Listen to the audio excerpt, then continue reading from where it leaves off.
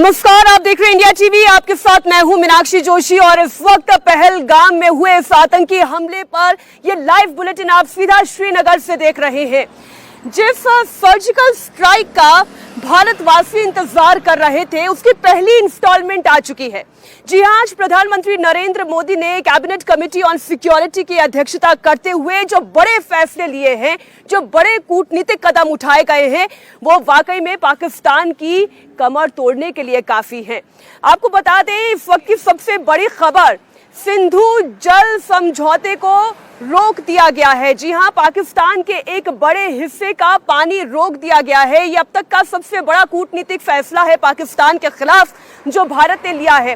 और न सिर्फ ये फैसला बल्कि इसके अलावा भारत में जो दूतावास है पाकिस्तान का, उसे भी बंद करने का आदेश दे दिया गया है। यहाँ पर जितने भी पाकिस्तान के रक्षा से जुड़े हुए, उनके विदेश मंत्रालय से जुड़े हुए डिप्लोमैट्स थे, उन्हें वापस पाकिस्तान जाने के लिए कह दिया गया है और वहां पर मौजूद भारतीय डिप्लोमैट्स को वापस भारत आने के लिए कह दिया गया है। इतना ही नहीं, बड़ी खबर आपको बता दें, इस पूरे मामले में भारत और पाकिस्तान के बीच की दूरियां अब खाई में तब्दील हो गई हैं और ये इसलिए भी जरूरी था, जिस तरीके का आतंकी हमला भारत पर किया गया, जिस तरीके का आतंकी हमला यहाँ के नागरिकों पर किया गया, कश्मीर पर, कश्मीर की कश्मीरियत पर, यहाँ की जमहूरियत पर किया गया, उसका बदला तो लेना होगा। और इसका ये पहला इंस्टॉलमेंट ही है। यहाँ तक कि अटारी बॉर्डर को बंद करने का ऐलान कर दिया गया। जो विदेश मंत्रालय की ओर से कैबिनेट सेक्रेटरी ने जो जानकारी दी है वो एक एक करके मैं आपके सामने रख देती हूं। कैबिनेट कमेटी ऑन सिक्योरिटी की मीटिंग में कई बड़े फैसले लिए गए, जिसमें से पहला फैसला मैंने आपके सामने रखा, सिंधु नदी जल समझौते को फिलहाल के लिए रोक दिया गया है। इसके अलावा जब तक कि आतंकवाद को पाकिस्तान समर्थन देना बंद नहीं कर देता, तब तक सिंधु नदी का पानी पाकिस्तान की ओर बहाल नहीं किया जाएगा। इसके अलावा भारत में मौजूद पाकिस्तानी नागरिकों को 48 घंटे के अंदर देश छोड़ने के लिए कहा गया है। हमारे सहयोगी देवेंद्र पराशर और साथ ही साथ विजय लक्ष्मी हमारे साथ जुड़ी हुई हैं। देवेंद्र, आज कैबिनेट कमेटी ऑन सिक्योरिटी में जो फैसले लिए गए उसकी क्या ब्रीफ दी गई, क्या बड़े कदम उठाए गए, ये जो स्ट्राइक का पहला इंस्टॉलमेंट है, इस पर पूरी डिटेल दें।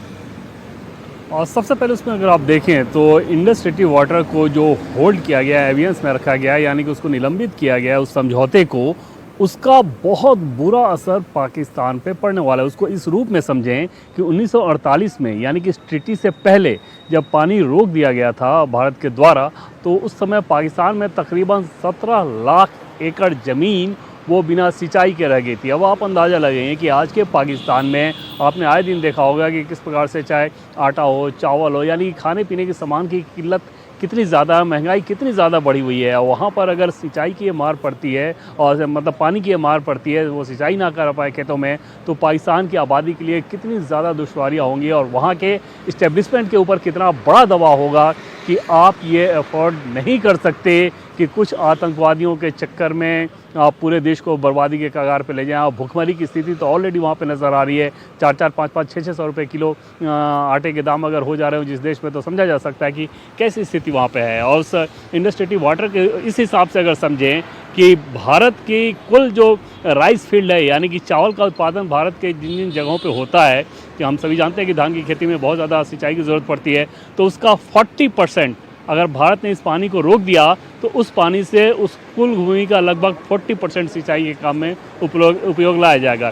दूसरे उदाहरण के हिसाब से समझें कि दिल्ली जैसी आबादी वाले अगर 88 यानी कि 88 शहर हों तो उसके पानी की समस्या उस पानी से दूर की जा सकती है। भाखड़ा नंगल बांध में जितना पानी रोका जाता है, ऐसे ऐसे 23 डैम बनाए जा सकते हैं।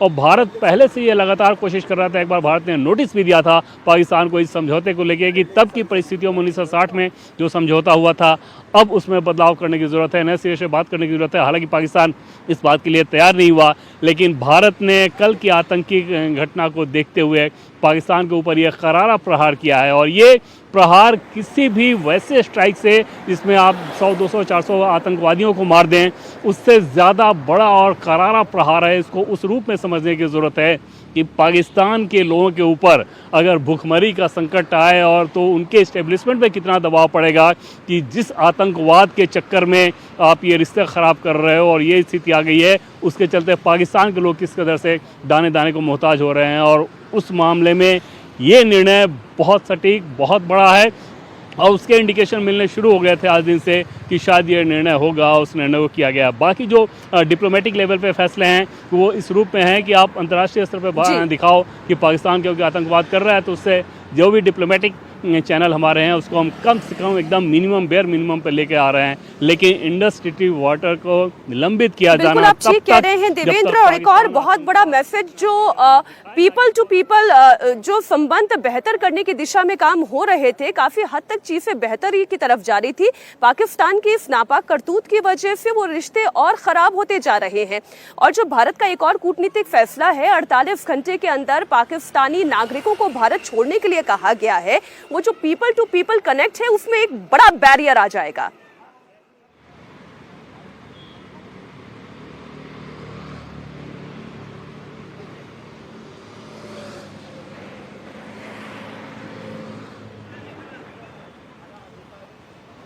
देवेंद्र,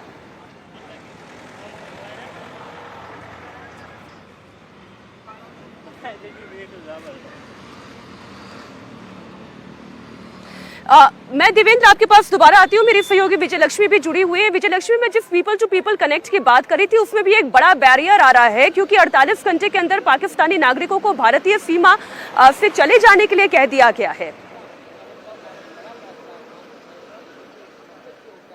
बिल्कुल, देखिए अटारी बॉर्डर जो है वो उसको बंद कर दिया गया है और उस बॉर्डर के जरिए जो लोग भारत में आए हैं या मौजूद हैं उनको 1 मई तक वापस पाकिस्तान जाना होगा। लेकिन इसके अलावा सार्क वीजा एग्जेम्पशन स्कीम है, यानी जो सार्क देश हैं उनके नागरिकों को सार्क मुल्कों में कहीं भी जाने की एक एग्जेम्पशन होती है, उसका एक वीजा मिलता है। अगर उस वीजे पे, उसे SEVS वीजा कहा जाता है, अगर उस वीजा पे कोई भी पाकिस्तानी नागरिक भारत में है तो उसको 48 घंटे का समय दिया है कि वो भारत की सीमा को छोड़ करके वापस पाकिस्तान चला जाए। तो एक बड़ा कूटनीतिक कदम यहां पर भारत सरकार द्वारा उठाया गया है। अटारी बॉर्डर के जरिए अगर कोई भी पाकिस्तानी नागरिक भारत में आया है वैलिड डॉक्यूमेंट्स के साथ तो 1 मई तक उसे वापस जाने के लिए कहा गया है। और इसके अलावा अगर SEVS यानी सार्क एग्जेम्पशन वीजा स्कीम के तहत कोई पाकिस्तानी नागरिक भारत आया है तो महज 48 घंटे होंगे उसके पास भारत की सीमा छोड़ वापस पाकिस्तान में जाने के लिए। इसके अलावा जो पाकिस्तान में हाई कमीशन है भारत का, उसकी संख्या 55 वहां पर जो है एम्प्लॉइज थे और अब उसको घटा करके 30 कर दिया गया है। डिप्लोमेटिक या कूटनीतिक भाषा में मीनाक्षी इसके बड़े मायने होते हैं। साल 2020 में 24 जून 2020 में भारत ने पाकिस्तान हाई कमीशन में जो अपना स्टाफ है उसकी संख्या घटा करके 50% कर दी थी, क्योंकि उस समय जो भारतीय जो पाकिस्तानी हाई कमीशन में जो भारतीय जो वहां पर जो ऑफिसर थे उनमें से 2 ऑफिसर्स के साथ वहां पर कुछ घटना घटी और उसके बाद भारत ने एक डिप्लोमेटिक कदम लिया था और अब उस 55 की संख्या को भी घटा करके 30 भारत की तरफ से कर दिया गया है। तो एक बड़ा कूटनीतिक संदेश यहां पर भारत सरकार ने देने की कोशिश की है। और जिस तरह से देवेंद्र ने भी बताया कि जो इंडस वाटर ट्रीटी है उसको अभी अस्थायी रूप से निष्क्रिय कर दिया गया है, जिसके बड़े परिणाम पाकिस्तान को भुगतने पड़ेंगे। और जिस हाल में पाकिस्तान अभी है उसमें पाकिस्तान ऐसा बहुत लंबे समय तक अफोर्ड नहीं कर सकता है। तो काफी 5 कूटनीतिक स्टेप्स जो हैं वो भारत ने आज अनाउंस किए हैं जो पाकिस्तान के साथ, और इसको वहां पर कन्वे भी कर दिया गया है। बहुत शुक्रिया विजय लक्ष्मी, आपका भी बहुत शुक्रिया। देवेंद्र, आपका भी है।